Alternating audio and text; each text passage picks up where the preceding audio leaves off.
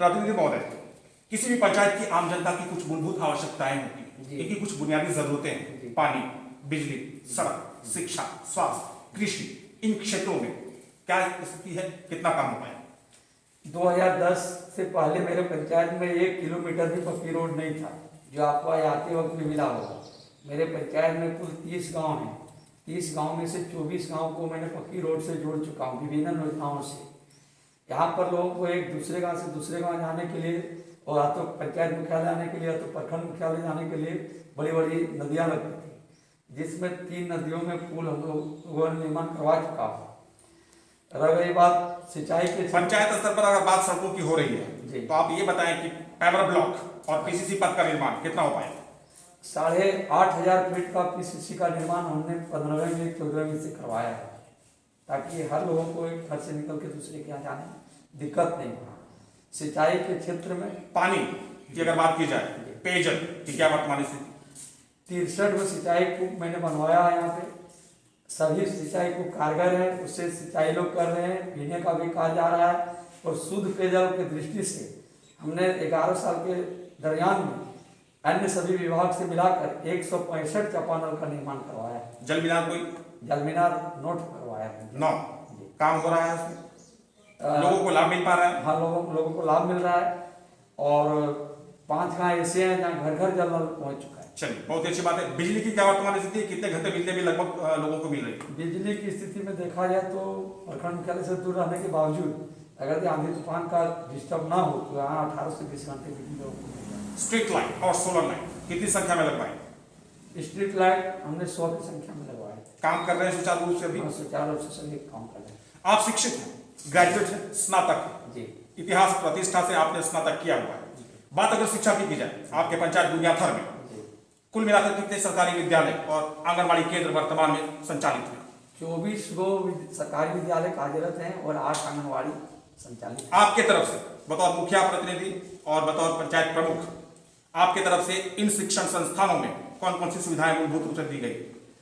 मेरे तरफ से विद्यालय में जैसे सप्ताह पीठ नहीं था उसको करवाया गया, विद्यालय जो कुछ जर्जर थे उसको ठीक करवाया गया, आंगनवाड़ी को मॉडलाइज किया गया, आंगनवाड़ी भवन नहीं थे, अन्य सभी विभागों से मिलाकर के सबको भवन दिया गया। ये सब सुविधा, और जब जब जरूरत हुआ बच्चों को उत्साहित करने के लिए शिक्षकों को बीच में जो भी कमियां हुआ जो लोगों ने डिमांड किया, स्वच्छता की तरफ से साफ के लिए हमने पंचायत स्तर से पैसा देकर शौचालय को साफ रखने के लिए, रख रखाव के लिए भी राशि उपलब्ध कराया। विद्यालय के बच्चों के साथ, अध्यापकों के साथ और बच्चों के अभिभावकों के साथ आपका बतौर मुखिया प्रतिनिधि या मुखिया जी का बतौर पंचायत प्रमुख संबंध किस तरह का? संबंध है कि लोगों से हमेशा रखते हैं कि गांव में बराबर बैठक हो और गांव के बच्चे विद्यालय जाए। अभी पुराना काल में तो डिस्टर्ब चल रहा है, लेकिन इसके पहले जो भी हमारे बच्चे ड्रॉप आउट थे उनको विद्यालय से जुड़वाने का काम किया।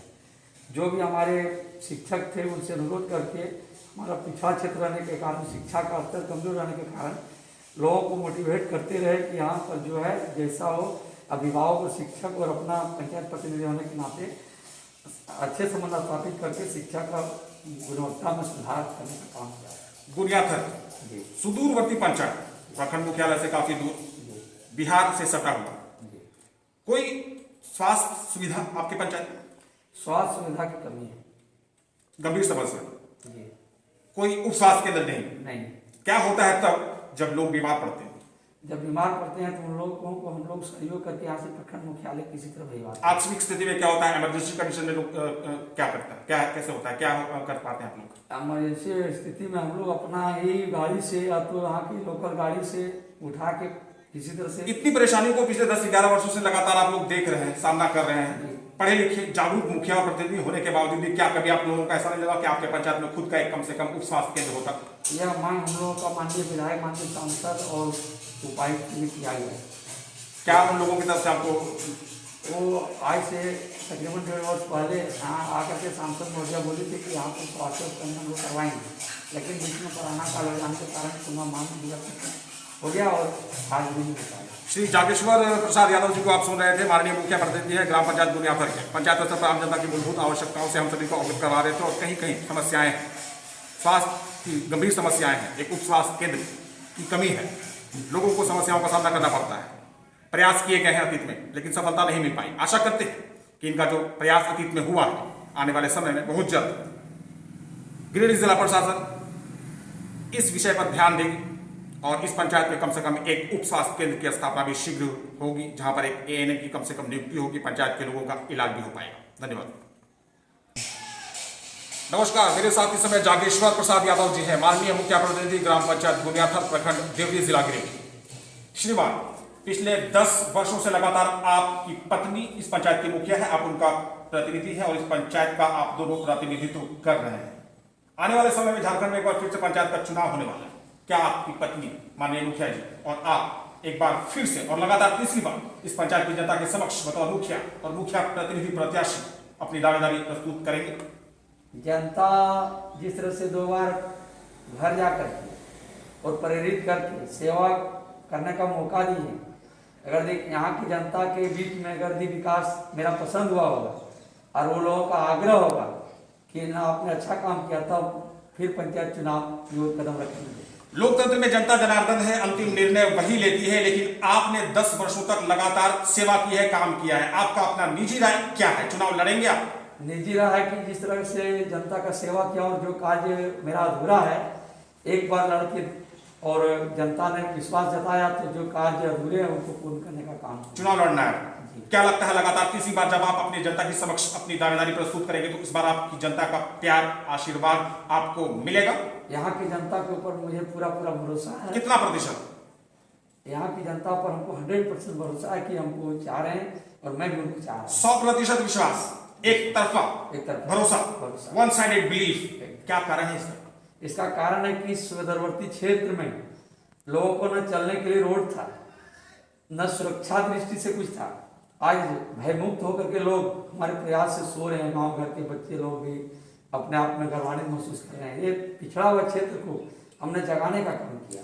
पिछले लगभग 11 वर्षों से लगातार इस पंचायत की मुखिया रहने वाली श्रीमती उर्मिला देवी जी और मुखिया प्रतिनिधि श्री जागेश्वर प्रसाद यादव जी आगामी पंचायत चुनाव में एक बार फिर से इस पंचायत की जनता के समक्ष अपनी दावेदारी बतौर मुखिया और मुखिया प्रतिनिधि प्रत्याशी प्रस्तुत करने की भरपूर तैयारी में है और इनके अनुसार ये अपनी जीत के प्रति 100% आश्वस्त हैं और सुनिश्चित मानकर चल रहे हैं। इसका वजह यह है कि पिछले 10-11 वर्षों से लगातार इन्होंने इस पंचायत में विकास की गाथाएं लिखी है, आम जनता का काम किया है, सबका साथ दिया है, सबका विकास किया है और जो विकास के काम पिछले 11 वर्षों से निरंतर इस पंचायत में इन दोनों के सौजन्य से हो रहे हैं, उन कार्यों के आधार पर इनको लगता है कि एक बार फिर से इस पंचायत की जनता लगातार तीसरी बार इन्हीं दोनों को इस पंचायत का सिरमौर बनाएगी और इस पंचायत का नेतृत्व की जिम्मेदारी भी देगी। हमारी शुभकामनाएं आपके साथ है मान्यवर, हमारे चैनल न्यूज़ 21 की शुभकामनाएं भी आपके साथ है। आशा करते हैं कि जिस तरह से निस्वार्थ भाव से आप दोनों ने इस पंचायत का और इस पंचायत की जनता का सेवा किया है, आने वाले समय में जब सही समय आएगा, चुनाव का समय आएगा, तो आपके पंचायत की जनता जो कि पढ़ी लिखी है, समझदार है, जागरूक है, उचित और अनुचित के बीच का फर्क जानती है, जब सही समय आएगा तो सही निर्णय भी लेगी और जो योग्य और सर्वश्रेष्ठ उम्मीदवार होंगे उन्हीं को इस पंचायत की जनता अगला अवसर देगी और इस पंचायत का सिरमौर बनाएगी। फिलहाल हम सबकी शुभकामनाएं आपके साथ। बहुत बहुत धन्यवाद। धन्यवाद आपको।